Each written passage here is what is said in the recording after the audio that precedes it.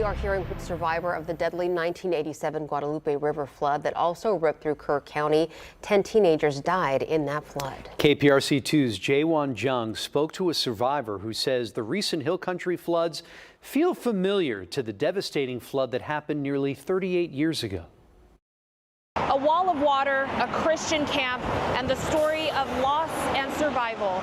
The deadly flooding over 4th of July draws chilling parallels to the 1987 flooding, which also tore through Kerr County. It is so eerie the way that it's so similar. I had the chance to speak with Catherine McKay Sylvester. She's one of the 33 survivors in the deadly 1987 Guadalupe River flooding.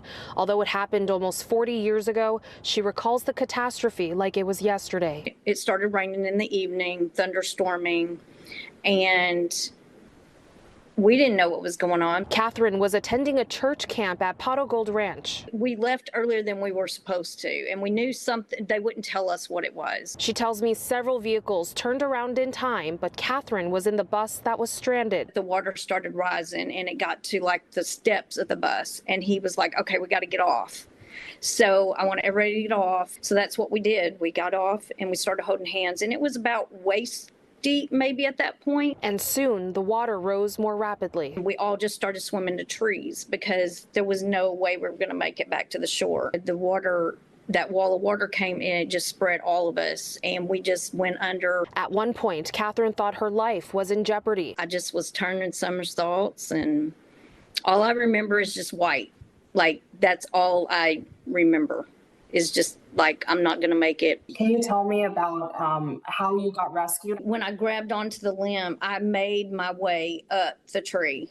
I just pushed myself. It seemed like eternity being in the tree, but I believe it was like 4 hours before someone found me. Catherine tells me someone from the Coast Guard came down on a rope to bring her to safety. Sadly, 10 teenagers lost their lives from the flood. One of them was never found. What was your reaction to the recent hill country floods? It affected me as well as some of the other survivors. It makes me angry. We need to learn a lesson from it, and we need to figure out how we can improve things so that it doesn't happen again. Catherine has a podcast called Family Secrets, Picking Up the Pieces, which details more of her story.